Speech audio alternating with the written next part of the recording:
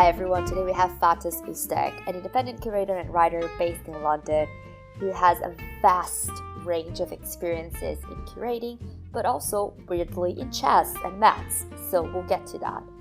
It's impossible to list everything that she's done and all her amazing accolades, so just if you're interested, click on the show notes, read her bio, but suffice to say she was listed in the Apollo 40 Under 40 Thinkers section, Artlyst Power 100 list, the top 20 most influential young curators in Europe, and so much more. She's the former director of the Liverpool Biennial, a jury member for Turner Prize Bursaries 2020. So, if you're into the art world, if you're having a wobble with your love for the arts, or if you're thinking about being a curator, or if you're just someone in London or in anywhere facing some visa issues and trying to figure out how to do it, this is a great conversation for you. This is also great for anyone trying to figure out how to best get to know themselves. So, well, enough of me. All right, so Fatoş, thank you so much for being here. Very excited to have you on I Like Networking. Thank you, Isabel, for your kind invitation. I'm very excited to be here as well. So I obviously know the following answer, but for anyone who doesn't know you yet, can you just let us know who you are, where you're from, where is it that you're currently based, and what is it that you do? So I am a curator and writer, currently working as independently. I've recently left my role at the Liverpool Biennial. That also meant that I relocated to London. And I'm originally from Turkey. I was born there and grew up there and studied there before I came to the UK. I want to know, before we go into all of that, what is or was the worst job experience you've ever had?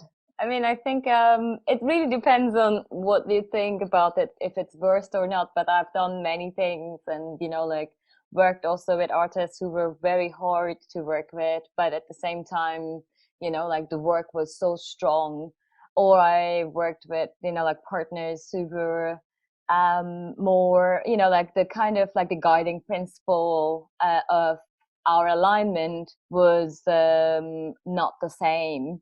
And also, I remember, that's also I answered in your questionnaire actually, is that this is a very particular moment, and it's so crystal clear still in my memory, is 15 years ago actually, when I have fully decided to commit to be in the arts, because I don't come from an arts background. I studied mathematics, abstract mathematics in college, and I was very interested in, sciences. But in 2005, it was a different place. I was still in college. However, I was working extensively in the art scene in Istanbul, and I was working with a friend and basically being the kind of a project manager for her exhibition. And we had a very upsetting fallout because it was also a thing about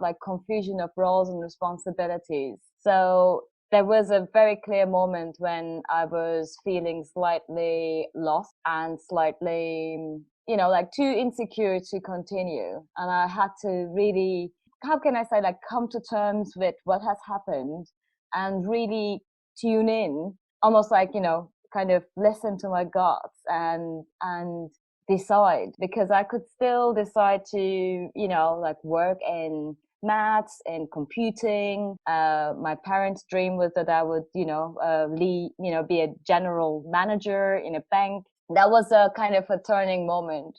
But I think, experiences become worst or bad experiences when there isn't a clarity or clear outline of roles and responsibilities, who's doing what in the team as partners, or what the project, that can happen anytime and anywhere. And I think it's about, the experiences become less pleasurable or less exciting when the boundaries are abolished. I think boundary setting is a very important conversation we tend to have with people, especially in the art world or the creative world, where that's easily blurred, right? Yeah, so I know, absolutely. It's Absolutely. crazy to me that you studied maths because that's like insane, so hard.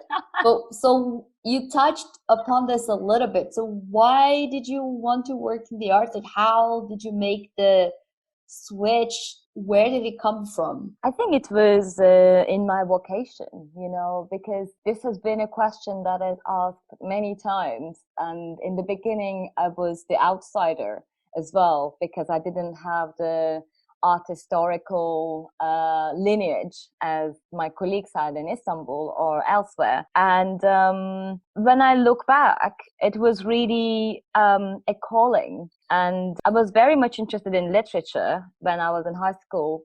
At the same time, I was very much interested in chess. I used to play chess in like tournaments, and now that there's the Queens Gambit is binge watched by masses in the world, it feels very, it feels very exciting. But I think I was very much interested in solving problems, but also at the same time wondering about the world and exploring the world. And when I was studying maths in college, something that kind of dawned on me was that I was very much interested in more than one thing. And that was the arts, where, like I can come up with an exhibition idea that is solely inspired by what's happening in quantum physics, or, it's a very open field. And when I was studying maths, one of the key influences, which I also ended up writing my kind of like a finishing thesis on, was Kurt Gödel's incompleteness theorems, which rocked the maths world. But also it really inspired me to think about incompleteness as not a condition of being without or in the lack of, but actually an open field where controversies and affirmations can coexist without necessarily nullifying one another. So same thing as like there are, like multifarious artistic practices and positions and approaches and perspectives. And when we are talking about the world, we can be very inclusive and we can be very open-minded about it. So that was, I think, how my transition happened, where I was interested about the world, not only the world of numbers and maths and theorems and ideas. That's incredible.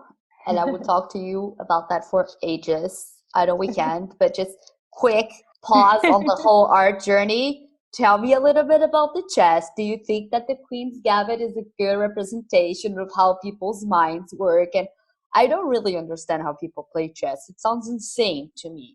But like, what is so good about it? Tell from your perspective. Why is it so?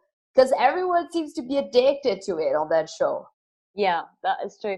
And I think it's a better representation of, like thinking about chess than some of the other films out there who are, supposedly about chess, but basically the thing that is being talked about or brought forward is that I've read a beautiful story years ago by Stefan Zweig, an Austrian writer who actually fled to Brazil during the Second World War, running from the Nazi regime.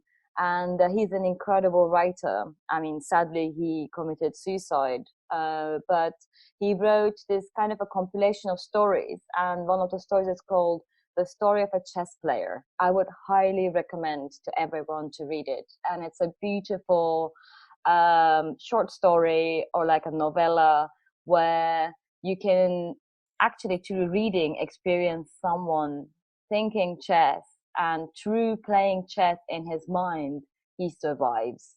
He survives the torture, the violence, and all the, how can I say, emotional, physical, tortures or violences made on him in order for him to speak, or, But I think, chess is a language. Maths is a language as well.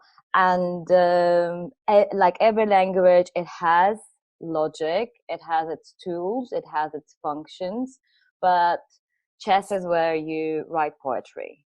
It's not only about a tool to express, yourself. It's actually where unprecedented combinations can lead to different situations, and it can also turn around. I mean, I would also really recommend, if people are really interested in these games, like Go is also an incredible Asian oriented game where it even expands the boundaries of the chess. But chess, even though it is a limited, board, it has unlimited combinations that I think humankind will still continue to, invent new games, new openings, new methodologies to defeat the other. Put the links to those books on the show notes, and I'm gonna find out about that guy who came to Brazil, obviously. That's yeah, amazing. he's amazing. Okay, I love that. That's gonna be a big hit, I feel like, with people. You could go on a Netflix podcast pretty soon. So who knows, maybe that'll happen. You can do a cameo on season 2. Sounds great.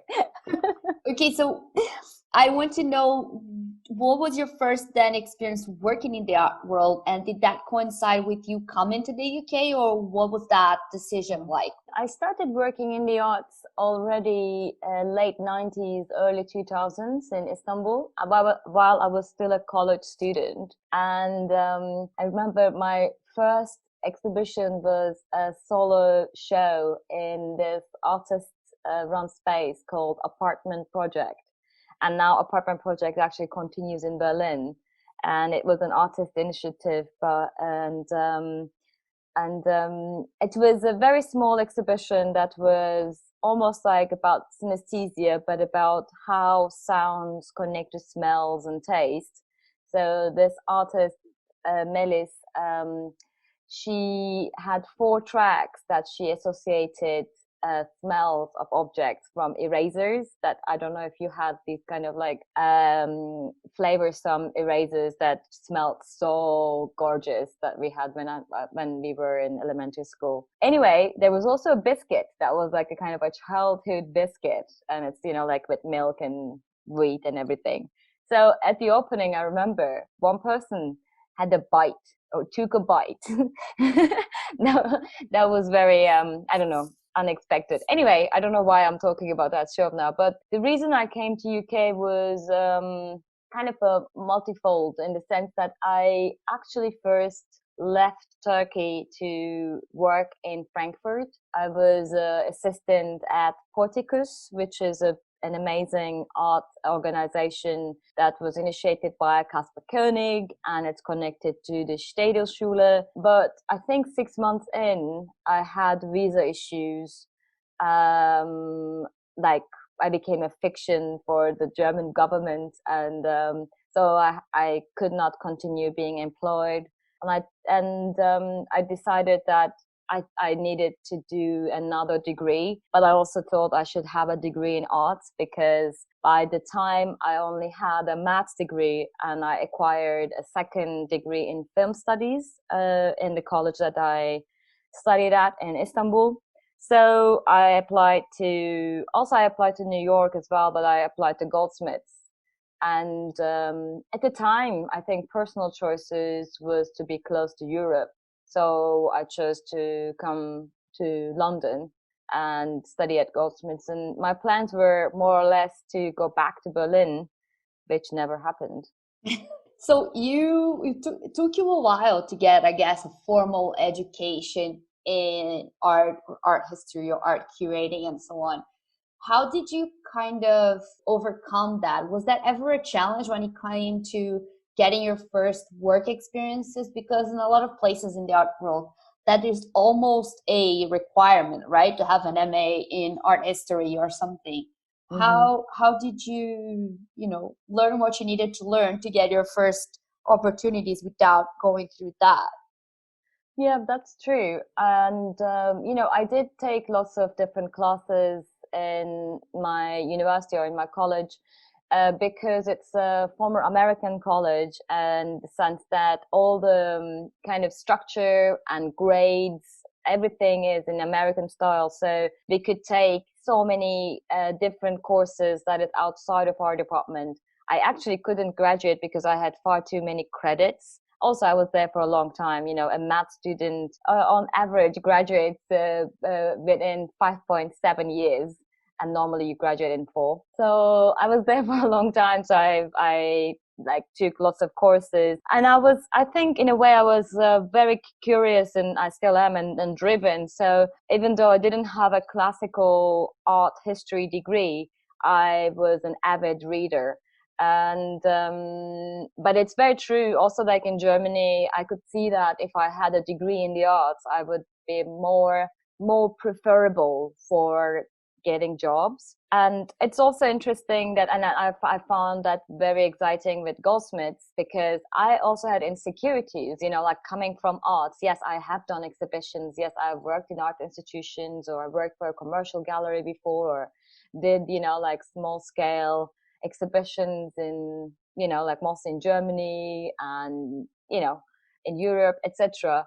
But I still was coming from a science background. So I felt both colleges that I applied, they were very open to me coming from a different, you know, like discipline. And when getting jobs, I also, you know, after graduating, I had residency in Rotterdam, and that was like an international curatorial residency. I think I'm the first and the last international curator, but I can tell you on another podcast, because that was all related to visa and needing a visa, needing a work permit, etc. Anyway, upon coming back to UK late 2008, early 2009, I applied to many jobs and didn't get any interviews. Because I think, you know, like nobody knew me here, but also I didn't have that much more agreeable stack of degrees. It was slightly unprecedented. Yeah, you were not the like traditional candidate in any way. Curating and you know. So how did you get your foot in the industry here? And when I mean here in the UK, depending on whoever's listening to this, just so there's no confusion. Yeah, I mean, like, you know, visa has been a very strong motive in my life. And I think that also kind of, in a way, like, there are pros and cons. But one of the good things it has done is, like, it has really forced me to stand on my feet early on. So after not getting any interviews, and I think at the time I made like 14 applications. It's so funny because the other day I was talking to a young practitioner on the phone, just doing some, you know, like kind of a mini advice session. And when she told me that she applied 150 jobs, was, you know, astonished. I mean, because I only made 14 and it already disheartened me. So that I was slightly worried. And again, that was also another important moment that I was like, okay, what do I do now? Do I go back to Turkey? Which for me felt really soon, because going out of Turkey was for me like exploring my potential. I wanted to see what I felt deep inside, that urgency, that drive had a reflection, you know? So I thought that was too early to go. And then I started exploring, okay, how can I stay in the UK? And at the time, there was still a post-study work permits, you know, like you would do a degree in the UK and you could stay in the UK for 2 years. And one of the options was this Ankara agreement, which is given to Turkish entrepreneurs, that you can start your own company with a very little capital. And I started my own company with £1,200 in the bank. But the thing is, something that was important, there are many things, many forces at play there. I think one thing is about kind of like really claiming and manifesting and really going for it. While, of course, I was so scared to start my own company, because that meant for the next 5 years to come, I could not actually be employed. I couldn't receive pay slips. I had to do whatever I do and earn a living through freelance contracts and through invoicing. But at the same time, it gives you that kind of clarity, and that kind of clarity of like, okay, this is what I will do now. And that also perhaps like communicates to the outer world, to other people. So I started getting jobs that I didn't get before, writing commissions, book commissions, etc. That's how I managed to stay in the UK. And, it was also like I've done or led the project that I wanted to lead, which was also very exciting. And it's like when you're an independent curator, it's also a big learning curve because you have to do everything in a way you own or initiate, and then find partners and team players to kind of like work with you and collaborate with you. And I love that story, and I think it's so relevant to discuss, visas, etc. now more than ever, because Mm-hmm. the UK is getting out again of the EU, and it's restricting movement of talent. So I think it's definitely a very valid point to discuss how you make things work, considering that. When you arrived in the UK, you were there. Did you ever have any people to support you, any mentors? Did you approach anyone to help you? How did you find like collaborators? Was that something that you found easy, or did you face any big challenges? I think I was also lucky because I had a network already existing in Europe by then. So like I was doing like a mini film festivals in Stuttgart and in Berlin, or being invited to do a project in Spain, etc. And that's how I managed to keep the company afloat.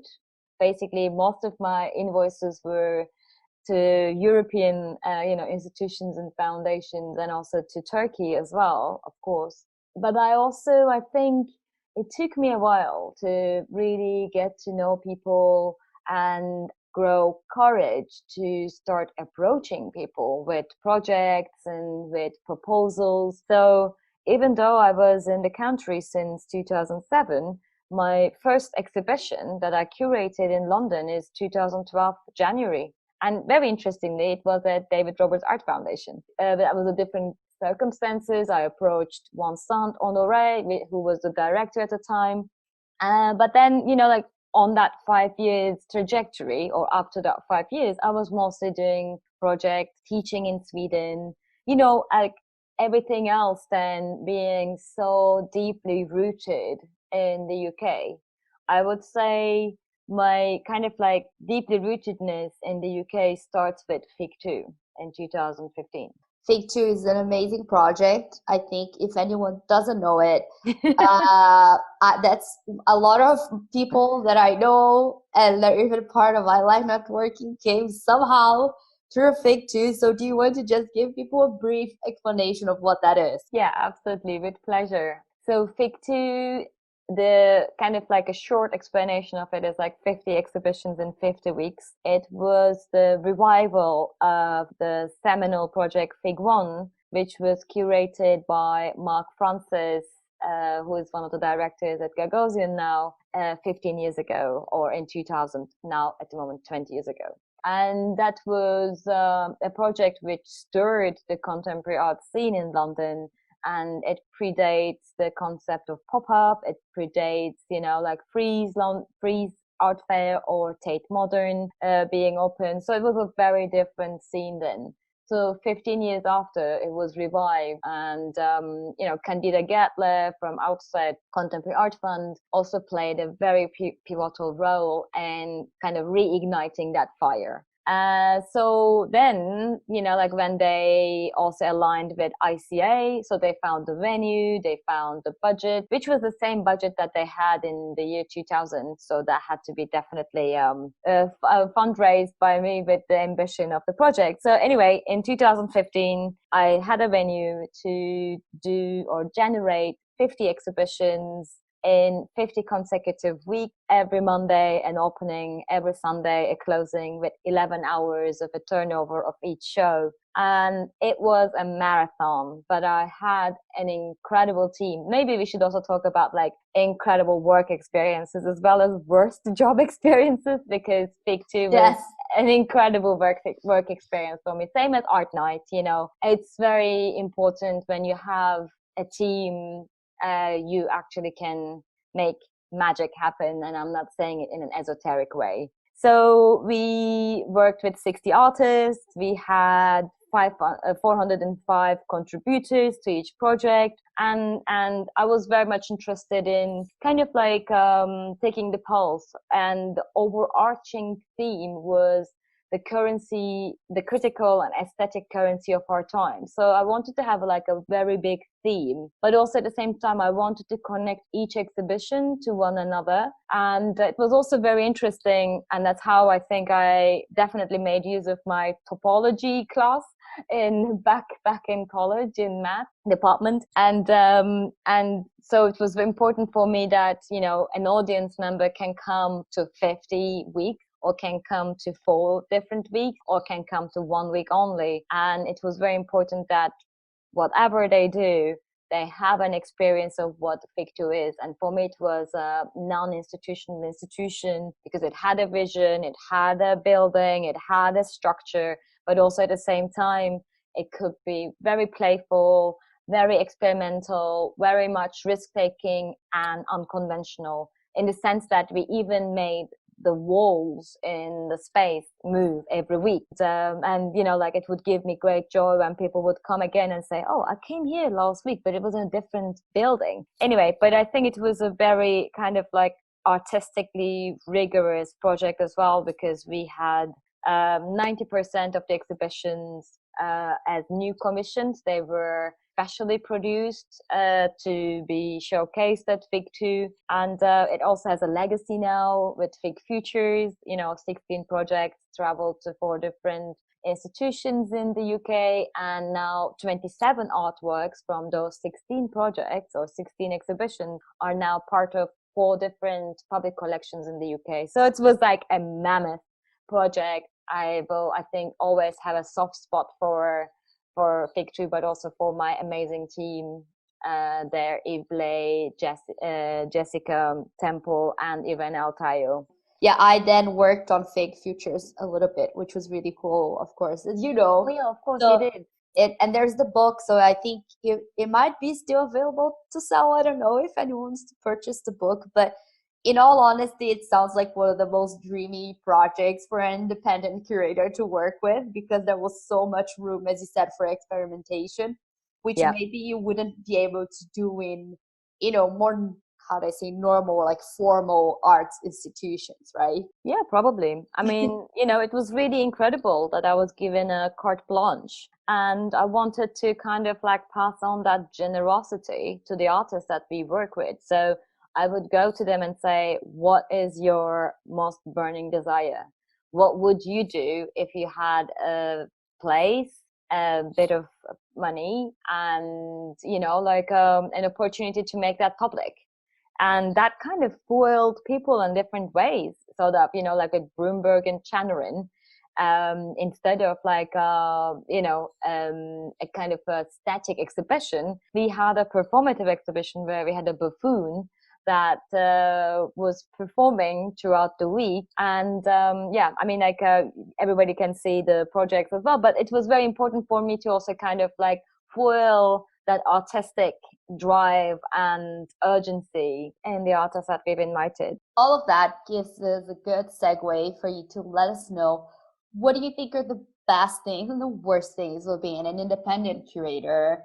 And I think you touched upon some skills that you have that people don't necessarily put together when you say that you're a curator. You know, I think people forget that you might need to fundraise, that you need to know how to work on a budget, and most importantly, you need to know how to work with lots of people, right? So just give us a little bit of a, I don't know, insight into what are your favorite bits and your not that favorite parts, but very essential parts of your work. I mean, exactly as I mentioned, you know, it's very exciting and inspiring to initiate projects and initiate ideas, and then kind of like find the ground in conversation with artists, with, you know, like collaborators, team players. And for me, you know, like it's one big picture. So I don't, you know, like disassociate fundraising from, you know, like installing an exhibition, from working with an artist closely on the commission and how it would be best represented, etc. So it's one whole. And it is true, like you do need to kind of like be seeing the big picture all the time. like when you're an independent curator, I think it's so important that you are aware of the big picture. That big picture can be context specific on that specific exhibition, but also the big picture of like, what are you doing, why you're doing it.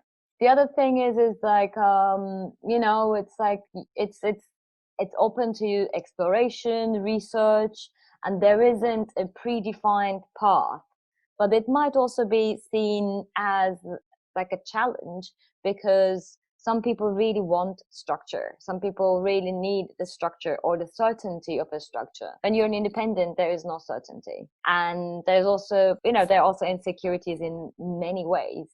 But being able to live with certainty or embrace certainty, I think also enabled me to be more agile and more risk-taking. So that, like I work with artists on new commissions.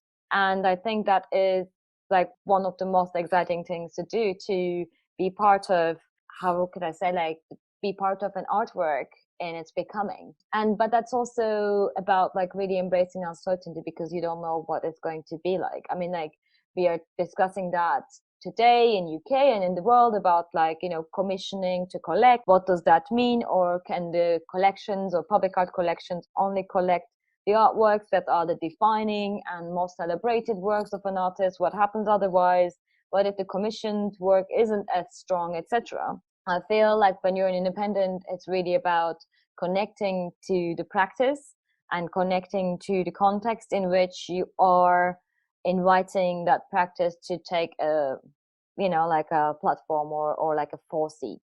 One negative thing that I haven't enjoyed was unknowingness of where the money is going to come from, or if you will be able to pay your rent, or if you should walk to meet your friends because bus fares might be too expensive, but that's like that's also, I think, part of life. I do believe in the wheel of life. It's like it's never given. Things change all the time. Fatoş, there's so much still to ask, so I'm going to actually, there are 3 more questions, but I'm going to privilege one question that might be a bit harder, but that some of our mentees asked. Mm-hmm. So you can go into it as much or as little as you want. So some of our mentees work in the art world at large. So some are in galleries, some in museums, some trying to become independent writers or curators. And a few of them have become a bit disillusioned when they realize the not such, ideological side, idealistic side of the art world when it comes to the market, and how it can seem like people are just doing everything for money and it's all about sales. So do you have any tips for you to how to stay motivated or to reconcile both sides of the art world? Yeah, I don't know, like I don't know that if there's like an exact answer, because I also respect colleagues who are working in the market, working in galleries, working in the commercial sector. I knew early on, having worked at a commercial gallery in Istanbul, I knew early on that it was not my place. But it doesn't mean that it was a bad place or anything. It was just not inspiring me or exciting me as much as, like working in the public realm or in the public sector, rather. Like tips would be, I think it's very important to give yourself the space to get to know yourself and give yourself the tolerance and compassion to know yourself and to learn who you are, because it's not one-off learning. I would say it's a continuous one. And it's also important to check in with yourself, like, what are you doing? And why are you doing what you're doing? And stand for your choices. One thing that's important, even though there's a market or not, but like, unlike other sectors in the world or under other industries, in the arts, our work represents ourselves. It is in a way part of who we are.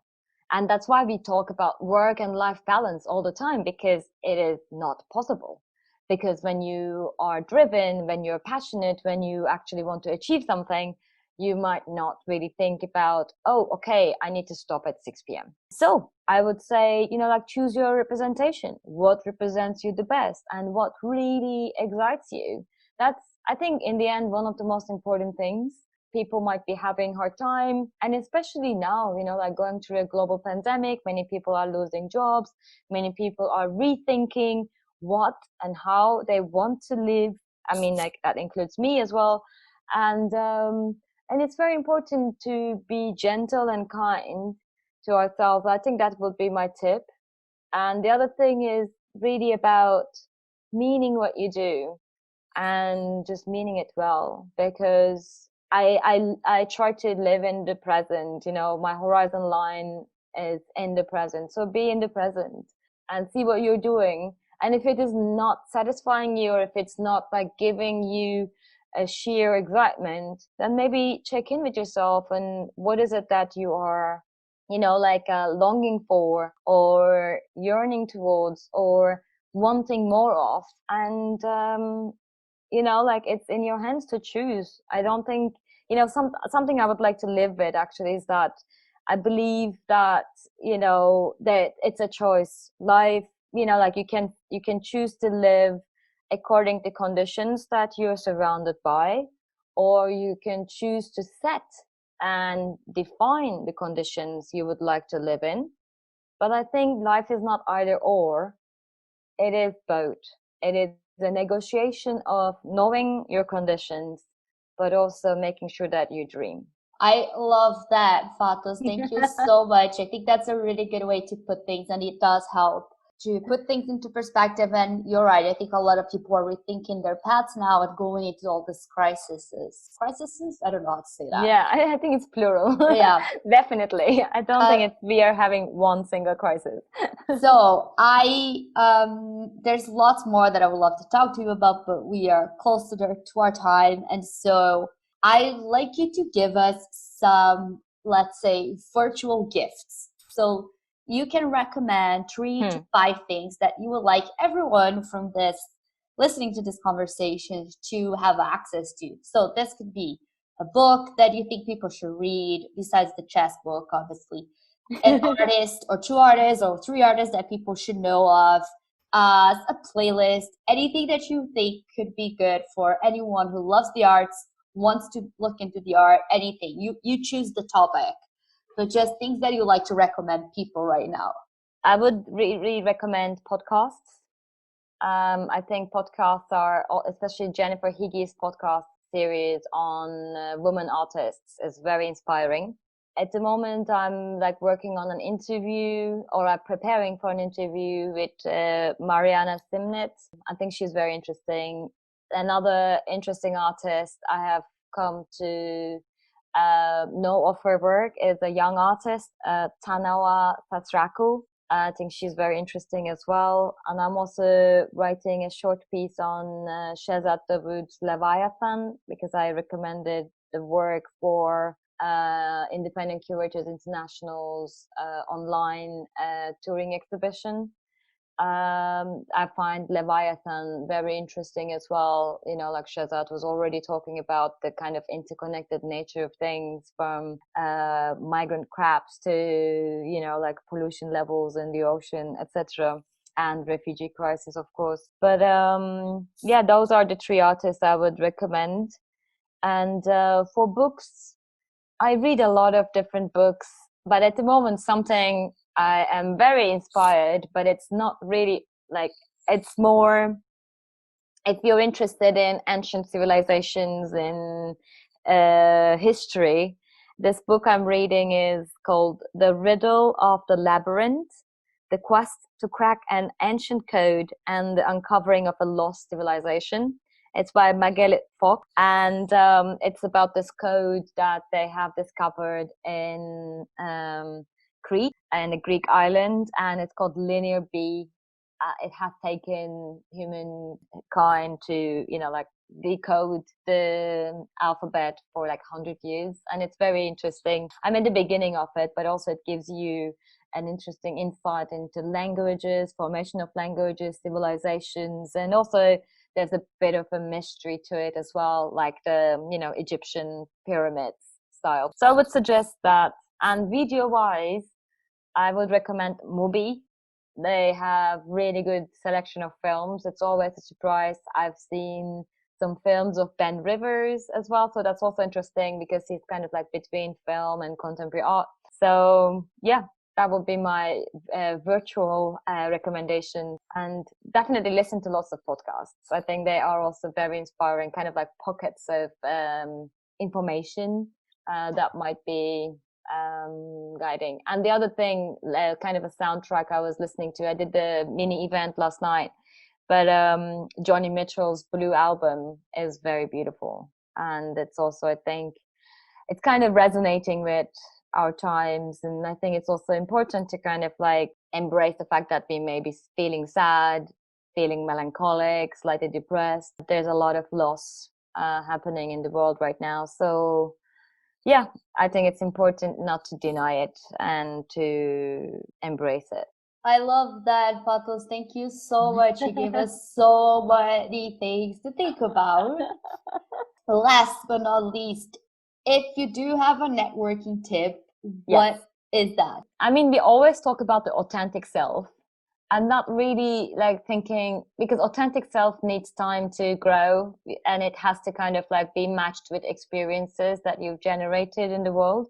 But I would say, if you're in a networking event, just allow to be yourself, and allow to be feeling however you're feeling. There isn't a right and wrong, but it's also very important that you listen in.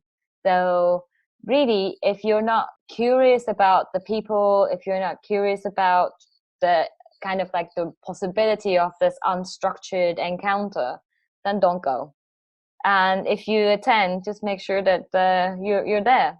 That's perfect. Thank you so much, Fatoş, for coming in. I'll leave links for everything that you mentioned and also your website where people can access some of the things you've wrote, everything that you do, some of your previous talks and so on. And yes, I look forward to having more coffees with you as soon as lockdown lifts. Yeah, same here. Thank you, Isabel. It was really beautiful time with you, and thank you for your great questions. And I really feel, how can I say, I feel very glad that we could do this today. Me too, Fatoş. Thanks again so much, and I'll speak to you soon. Yeah, take care. Bye.